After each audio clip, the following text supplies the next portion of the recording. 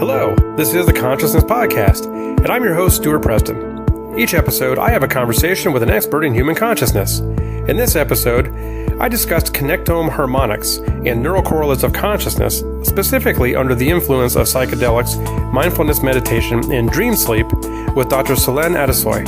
Dr. Atasoy's research explores brain dynamics in different states of consciousness, including sleep, meditation, and psychedelic states, as well as in psychiatric disorders, by analyzing fMRI and MEG data within the mathematical framework of harmonic waves. She has extensive experience working in experimental and computational neuroscience exploring neural correlates of consciousness. Currently, she is working as a postdoctoral researcher at Hedonia Transnational Research Group, University of Oxford. We had a great conversation, so please enjoy this episode with Dr. Selen Atasoy. Well, Dr. Atasoy, I often ask my guests to share their own definition of consciousness or describe consciousness. And so given your studies, especially those of the LSD, fMRI studies on the brain and your theories, how would you go about describing or defining human consciousness? Mm-hmm. Yeah, I think that's one of the biggest challenges, if not the biggest challenge in actually studying consciousness. How do we define it? And there are different definitions in the neuroscience literature. So maybe I'll mention the two most commonly used definitions, and I'll proceed on one of them. Okay. Some neuroscientists prefer to define consciousness as our daily awake conscious state. So it is something that we experience in our daily wakeful state, and something that is lost when we fall into, for instance, dreamless sleep. And another, maybe a broader definition of consciousness is having subjective experiences. So any state in which we can have any type of subjective experience is defined as a state of consciousness. It can be an altered state of consciousness as well. So I prefer to follow the second, the broader definition, because it allows us to look at also the altered states of consciousness. So for instance, in that definition, we can see dreaming as definitely a state of consciousness, a conscious state.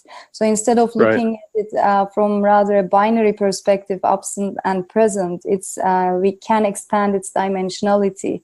So it becomes rather a spectrum of consciousness or conscious states, where all these altered states, such as the psychedelic state, meditation, or sleep, which I'm also interested in studying, they can be seen as different states in the spectrum of consciousness. So I kind of prefer maybe referring to this spectrum of consciousness. Okay, that makes sense. And that what led you to study these altered states of consciousness, especially those under the influence, so to say, of LSD? Yes, I mean, LSD state or the psychedelic state would be one example of an altered state of consciousness. We also now have studies going on the sleep states, as well as on meditation, on mindfulness meditation. So I would refer to each of these states as an altered state of consciousness, or wonderful. An alternative state. I don't know if altered seems to assume that there's a normal state of consciousness. So an alternative state. Or altered state. I mean, I personally could use either, but I acknowledge that altered may imply that there's a normal state and we are just altering it in a way. Oh, interesting. So you don't see I don't want to use the word normal now, but like my state right now that I'm in, you don't see that as a normal state. I mean, because of the spectrum.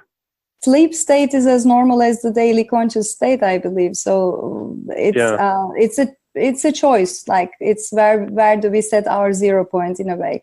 We can decide to refer to daily awake conscious state as the normal state of consciousness, but seems like consciousness is rather a spectrum even in our daily life.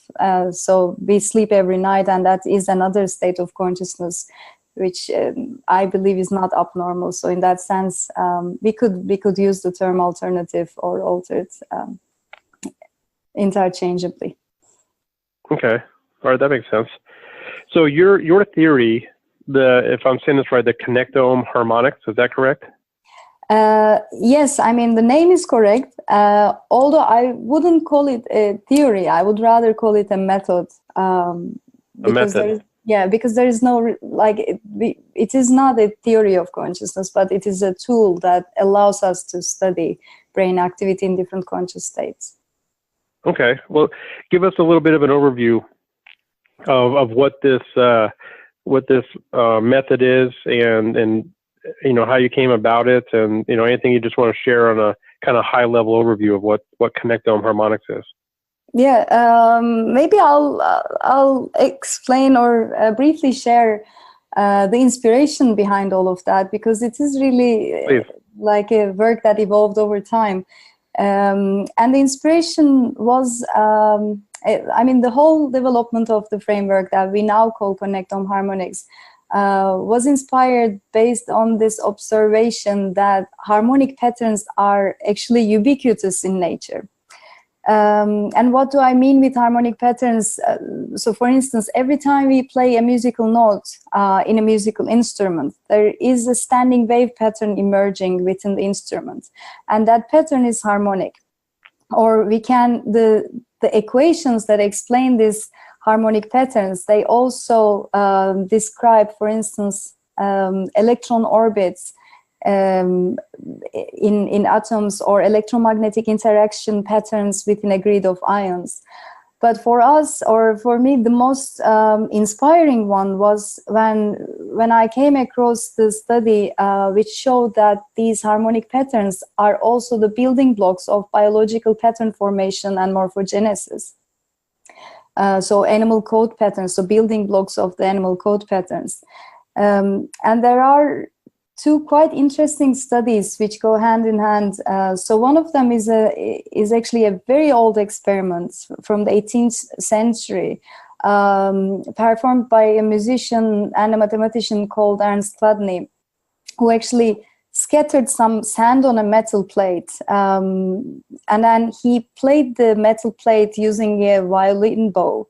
So he let the plate vibrate, and for certain frequencies, he observed that actually the sand self-organizes on the metal plate.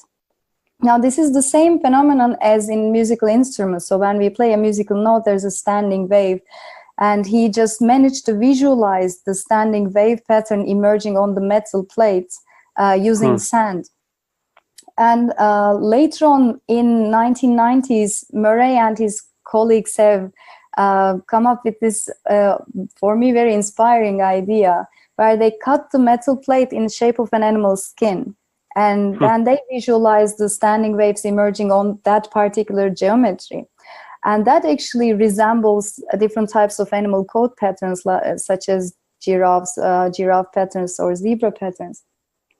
And the reason they did that is because they were following a mathematical model which was predicting that these harmonic patterns would be the building blocks of the animal code patterns. So having seen that that these type of harmonic patterns are actually ubiquitous in nature, that they emerge in physical as well as biological phenomena. Now we hypothesize, what if the brain activity was also following similar principles?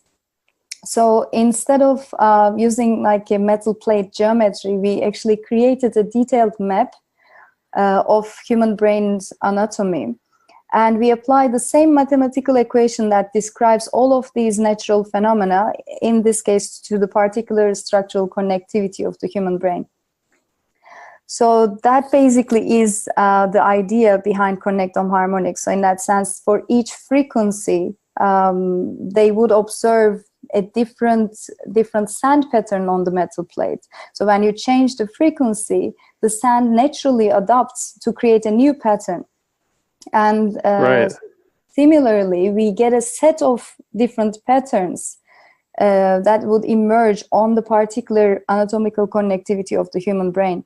And the set of all of these patterns, that the whole set, we call them Connectome Harmonics, because each of them would give us a different harmonic pattern. Yeah, when you're looking at these patterns, and I know I saw, it's funny, it made me laugh a little bit when I watched one of your videos. You put up the equation for this, and you said it was a simple equation, and after 3 semesters of calculus, it did not look simple to me. Well, it is, well, yeah. Okay, I understand. It is simple in the sense it's just really one line equation that we solve, and we get all these sets of patterns that seem to match actually some of the networks that people have reported in the literature. So in that sense, it's not actually a complicated model. Right. So it is really just one line of equation that we are solving, and the biggest encouragement in all of these studies was when we actually observed that some of these harmonic patterns were matching the networks, the resting state networks that people have reported in the literature. So in a way, it's a very simplistic explanation for the emergence of these type of resting state networks. Okay, and you're measuring, what are these waves? You know, I know that waves propagate through something. Are these electrical waves that are propagating through these networks in the brain? Yeah, so it would be, in this case, it would be the amount of brain activity. So in that sense, I think it is important to note the difference between the mechanical vibrations. So what is oscillating, maybe it is better to think about fluctuations or oscillations in the case of brain activity. Because what is oscillating is the amount of brain activity, so this electrochemical activity, so to speak. And it is a very well-known key aspect of brain activity that has been measured using different functional neuroimaging methods or techniques, that brain activity actually oscillates over time. And a really remarkable property is that these oscillations are actually synchronized among spatially distributed parts of the brain. So different regions that are anatomically not neighbor to each other actually synchronize their activity over time. So in that sense, there is a remarkable similarity between these metal plates that we are talking about, because the same thing we can also observe on a vibrating metal plate. But in the case of brain, of course, we are not talking about a mechanical vibration, but we are rather talking about oscillations of brain activity.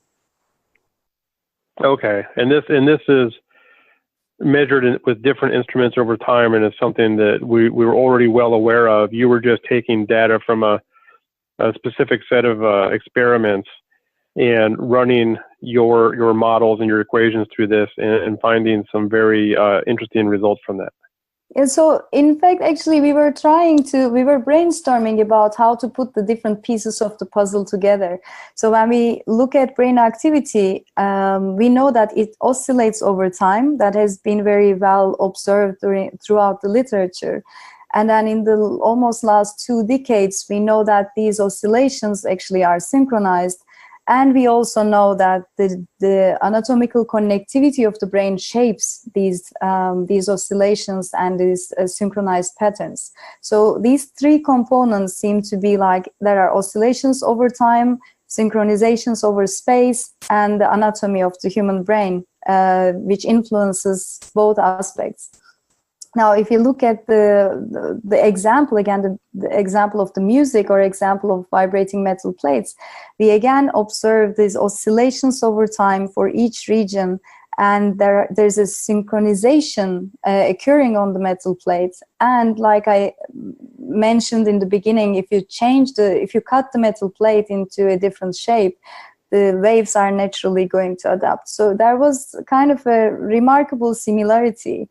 And we just hypothesized maybe it could be really the case that would also explain some of these patterns that we observe in the brain. So that was the biggest motivation of proceeding with this work, but also, of course, acknowledging that we are talking about electrochemical waves, so to speak, about oscillations of brain activity, amount of activity, and not mechanical oscillations. Okay. And in measuring this, this activity, you measured energy and power of these alternate brain states. Is that correct? Yes, but maybe one thing to explain in order to understand how we did that. So that was a follow-up study. Once we computed these connectome harmonic patterns, one way to think about them is like I mentioned, the musical analogy. So we can think of each of these patterns like a wave that would accompany a musical note in the case of music, and in the case of brain, it would be a synchronized state of brain activity that would accompany a certain frequency. So the same way that we can take a very complex musical piece and decompose it into its musical notes, we can actually take brain activity that has been measured, for instance, using functional magnetic resonance imaging with fMRI, and then we can decompose it into these connectome harmonics, and we can look at whether a certain harmonic is present or how strongly it is expressed in brain activity. And this is exactly what we did, and then this strength of expression is what we call power. So how loudly is that musical note playing? Right. And you mentioned and I guess there's something I should mention. It appears as though when a subject is under the influence of one of these conditions, psychedelics or meditating or sleep, dream state, that their mind is actually silenced, and that allows the power and energy that you're measuring to actually increase?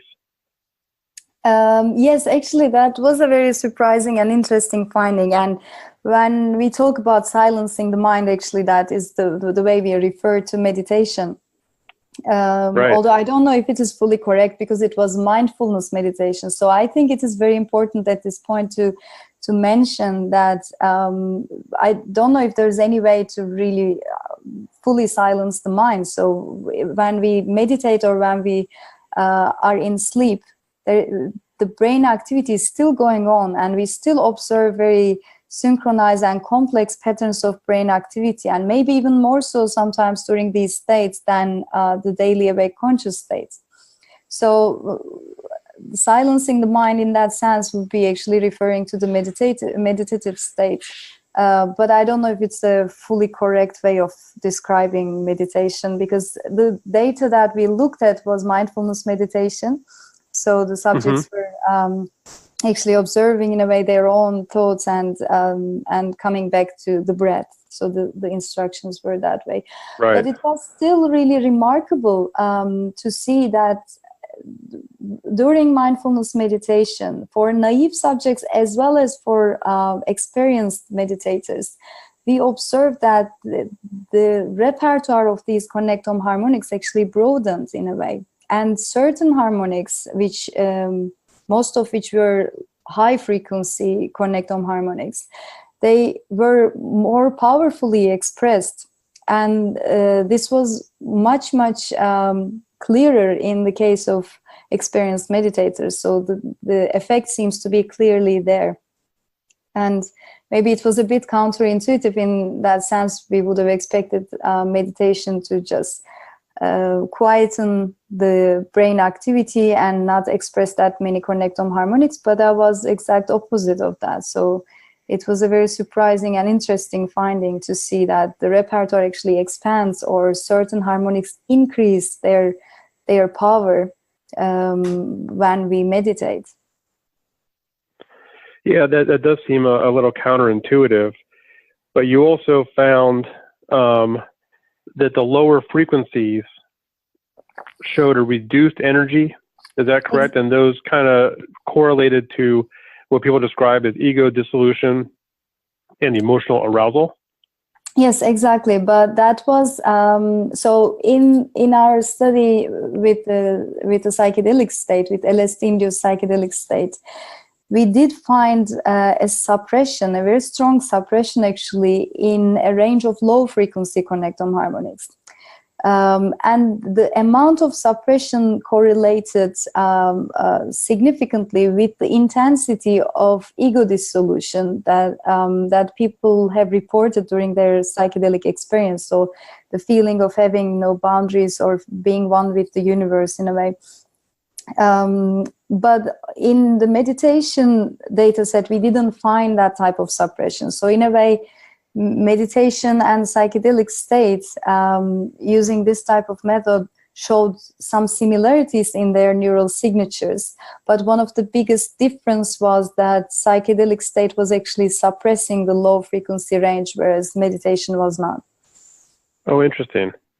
And I guess that's an important thing here is you're really correlating people self-reporting what their experiences were with your observations of these frequencies and the power. Yes, so the participants were reporting the intensity of, for instance, the experience of ego dissolution, and then we correlated among participants how much they rated their experience of ego dissolution, so how intensely they experienced it, and how much of the suppression we observed in the low frequencies. Is there any correlation to the default mode network? And feel free to laugh if I get something completely wrong. But is there a correlation to this ego dissolution and your experimental observations to the default mode network? Is there any connection between what you might say is ego and that default mode network? I think there is a connection, but I think our findings are a bit more generic than the default mode network. So the default mode network would correspond to one particular harmonic. So we found that it always corresponds to one harmonic more significantly than any other. And that harmonic is suppressed in the psychedelic state. We observe a decrease in its expression. But we find a suppression in a broader range of low frequencies, where default mode network would be one of them.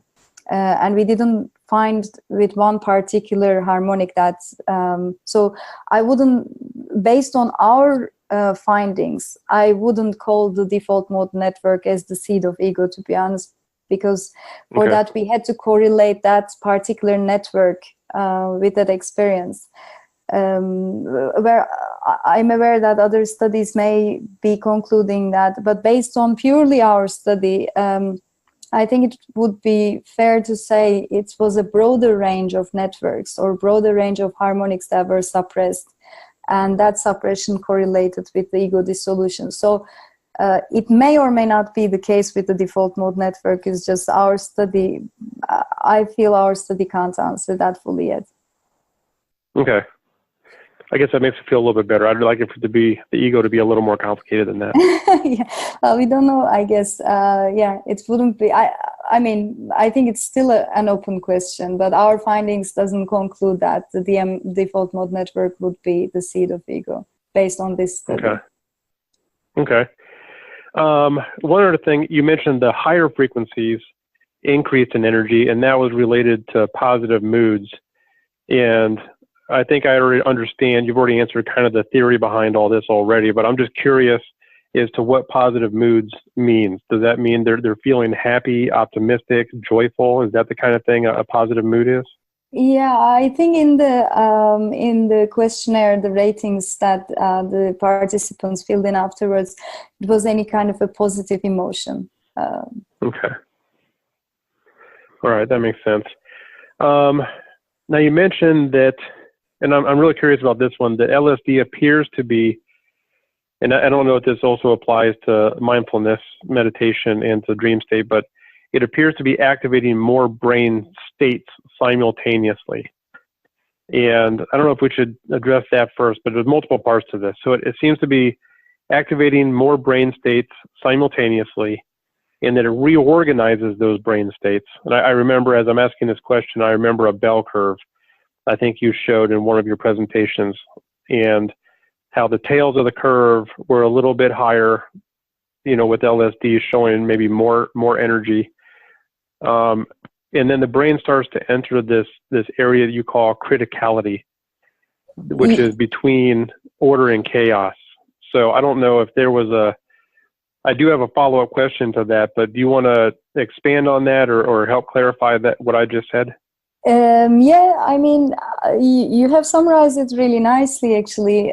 Maybe one thing for an intuitive understanding is really these brain states that we are talking about in right now are the Connectome Harmonics. So in a way, okay, we are following on the idea of decomposing fMRI data into these harmonic brain states.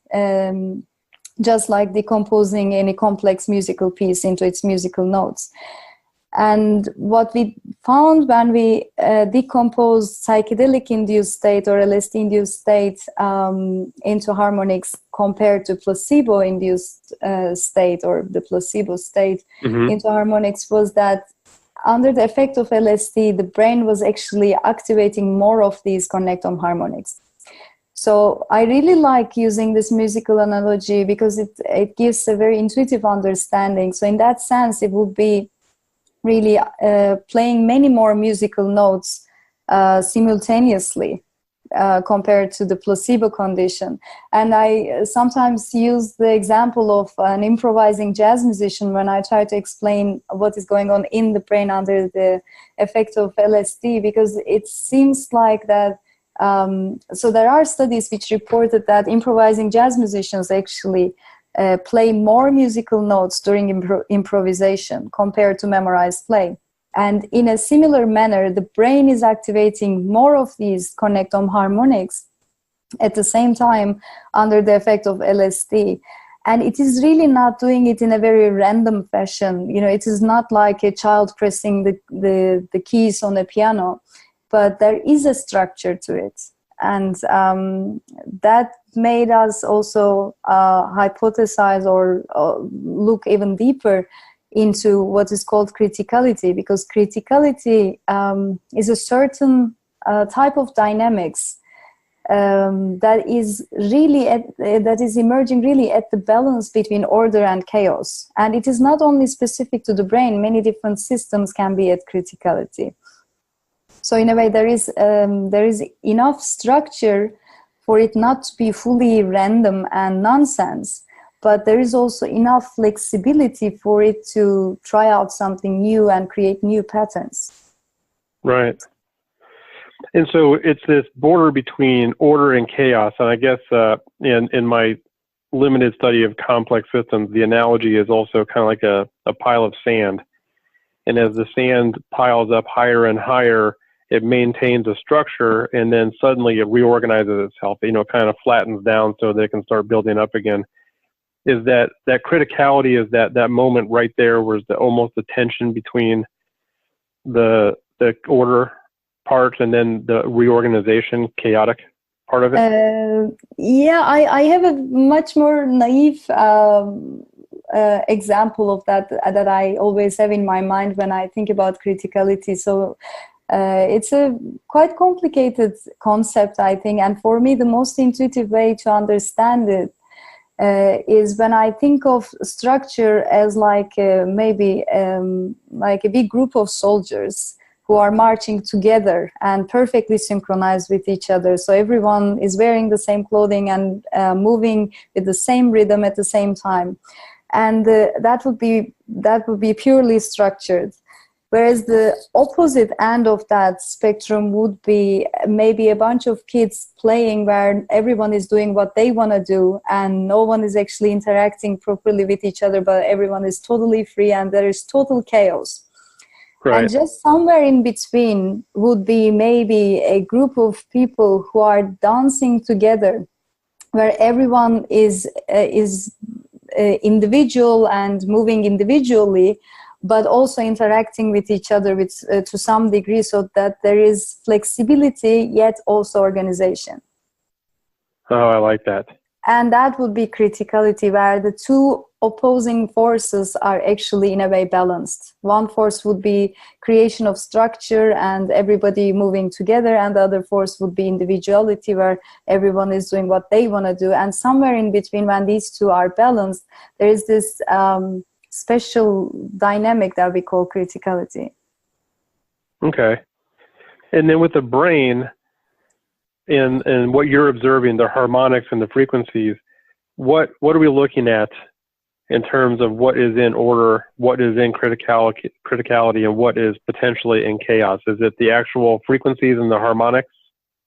So in this case, we looked at whether the brain was at criticality using Connectome Harmonics, but finally the conclusion would be what is at criticality is the brain activity again. So we are looking at the spatiotemporal patterns of brain activity, and in using our specific method, we decompose it into Connectome Harmonics. But in the end of the day, when we talk about criticality, we are talking about brain activity being at criticality. So the dynamics of brain activity being at criticality.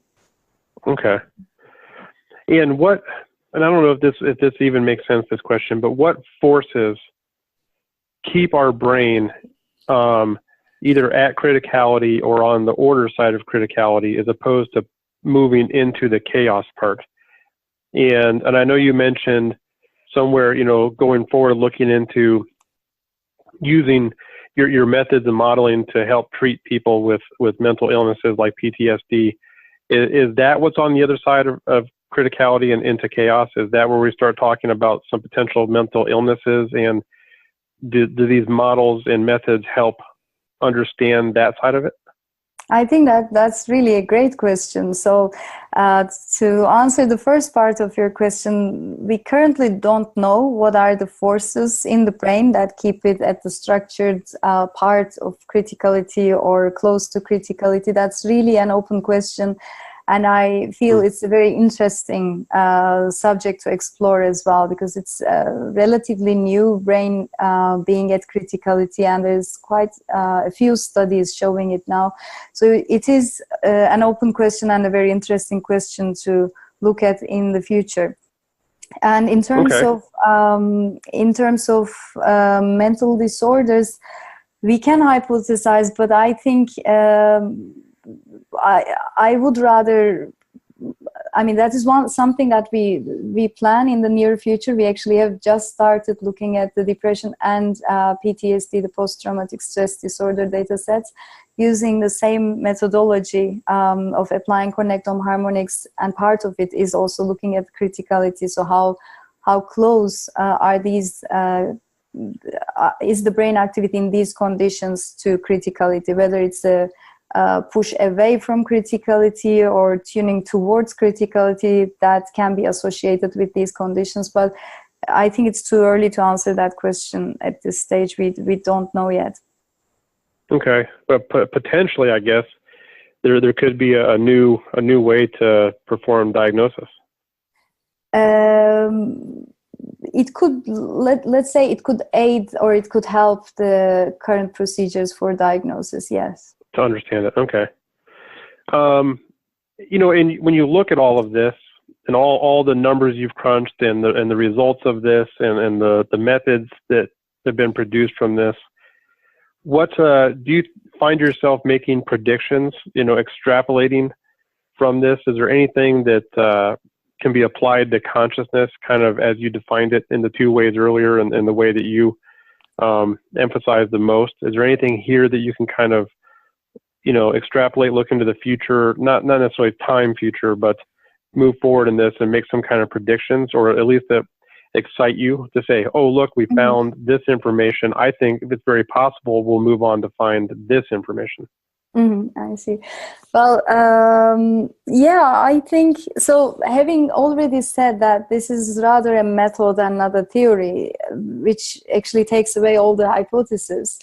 But given that we have such a tool that allows us to look at the neural data from a new perspective, we can always ask the question, so what are the signatures of these different states? And this is what we have been asking over the last few years. And I find it quite encouraging, for example, that when we looked at the signatures of for example, two different psychedelic states, like psilocybin-induced psychedelic state, which is the psychedelic compound in magic mushrooms, and the LSD-induced state, we found quite remarkable similarities. And then when we compared, for example, psychedelic states to meditation, we found a significant overlap in a certain range, but differences in the other range, in another part of the Connectome harmonic spectrum. So I think one hypothesis would be that all of these different states of consciousness, as well as maybe different psychiatric disorders, may have a different or characteristic signatures in their spectrum of Connectome harmonics. And in terms of consciousness studies, I think that would then mean an altered state of consciousness being specific to a range of Connectome harmonics. So activation of certain frequencies and deactivation of others. Whether that is going to generalize to mental disorders, we have to, again, apply the method and see, and that is very, very exciting for me to proceed on at this stage. But I think generally that would be the hypothesis at this stage, like given the tool, given this new method, can we extract some characteristic signatures for these different states? Right. Now, you mentioned the differences between, you mentioned, the psychedelics being very similar, but there being some key differences between, say, psychedelics and mindfulness meditation. Do you see any conclusions or new hypotheses from the differences between those two?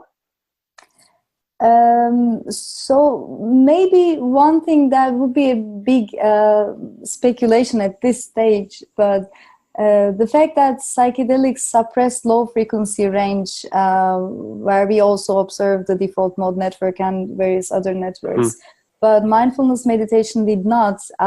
One very wild speculation could be the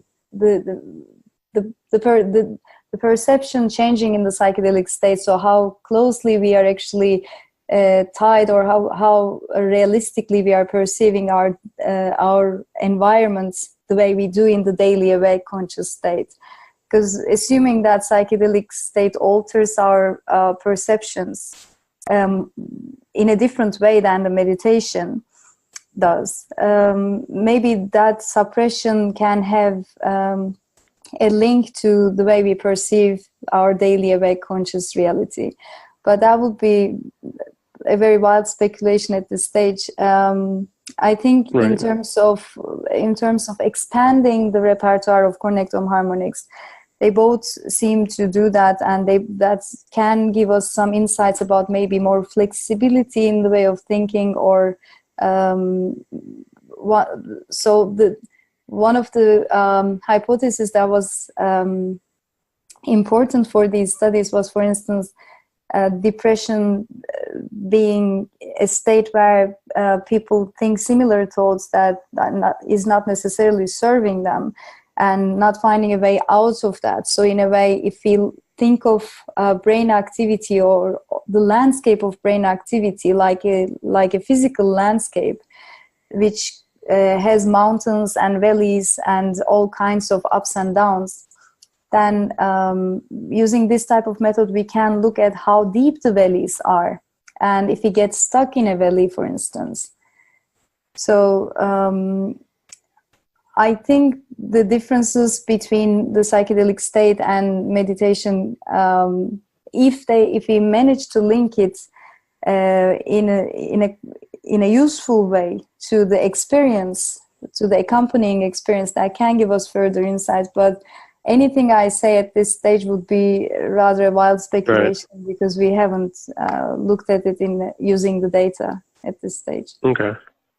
Yeah, that makes sense. But that is a great potential there you mentioned, especially with the depression, because that's such a confounding thing that we're having to deal with these days. Yes, and I think from the theoretical perspective, it does make sense to me. Of course, it is again too early to say anything because we just started looking at the data. But if brain activity gets stuck in a certain thinking pattern, for instance, in depression, whether that's going to be the case or not, we have to see it. But and if psychedelics, for instance, flatten that landscape, so the valleys actually become no longer that deep, so we can actually find a way out into a new thinking pattern, then that can give us insights into their therapeutic potential as well, which for which we know that there's a lot of research going on at this stage. Yeah, there sure is. That's good. That's a good thing. I have a couple what I call far out questions. You may or may not be able to shed some light on. But the first one is, I know that it's Robin Carhart-Harris that actually did the fMRI experiment.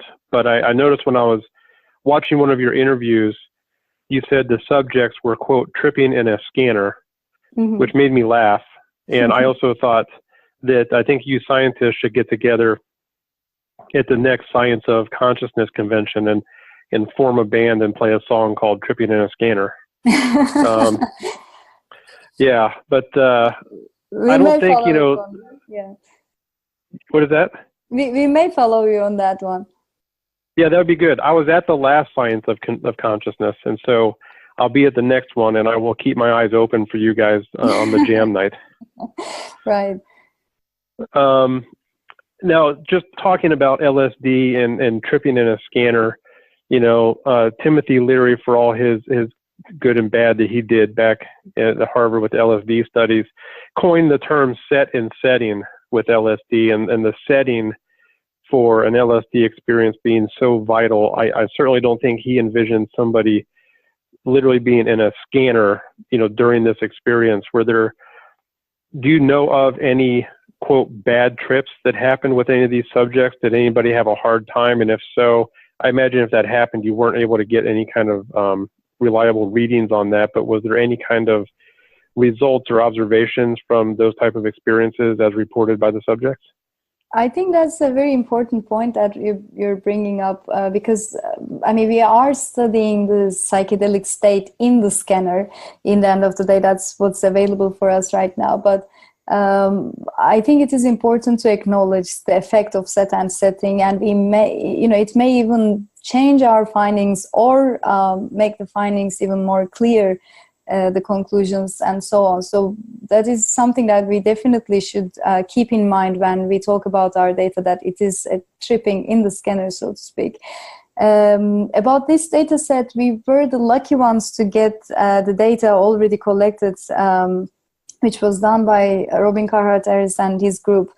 I am not fully aware if there was any subject that was excluded because of this condition. So I'm not quite sure. I know that there has been 2 subjects excluded, one of them because of technical difficulties, but I don't know if that the reason for any of these was about I suspect not, but because I know their depression study was quite successful.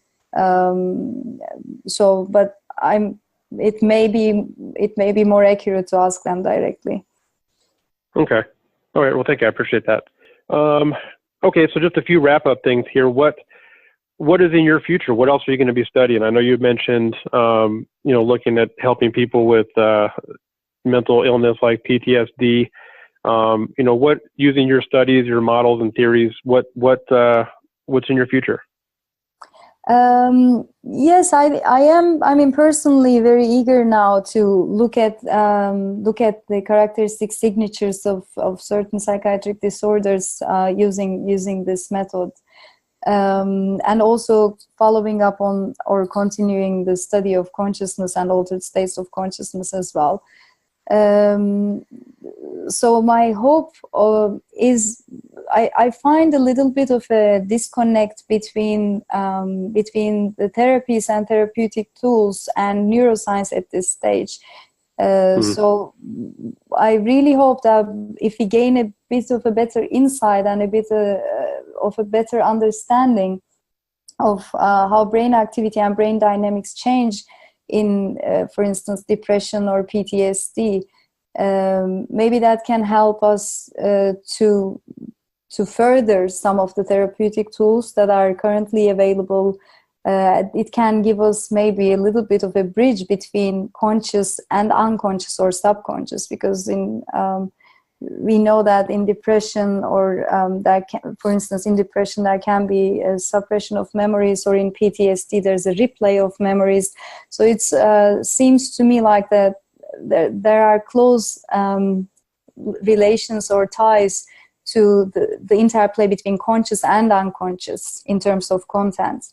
And when we study consciousness, it seems like we are either focusing only on the content or only on the state of consciousness. And maybe using this type of new techniques, we can